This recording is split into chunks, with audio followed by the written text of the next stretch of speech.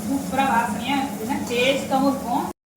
வாங்க இன்னைக்கு நைட்டு நம்ம வீட்டில் நைட் டின்னருக்கு சென்னா மசாலா அண்ட் சப்பாத்தி எப்படி செய்யறது பார்க்கலாம். வாங்க. அதுக்கு ஒரு 2 ஸ்பூன் எண்ணெய் ஊற்றிக்கிறாங்க. எண்ணெய் காஞ்சதையும் கடுகு, சோம்பு கொத்துண்டு, ஸ்பைசஸ் பட்டை லவங்கம் இதெல்லாம் போட்டுக்கோங்க.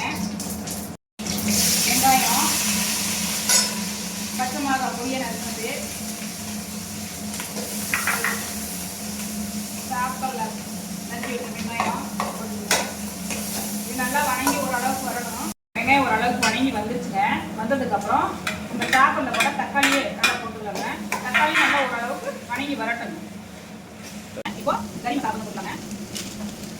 மஞ்சள் போட்டுக்கலாங்க. தேவையான உப்பு கொஞ்சம் போட்டுக்கலாங்க. வேவிச்ச சுண்டல் வெள்ளை முக்கடலை போட்டுக்கலாங்க.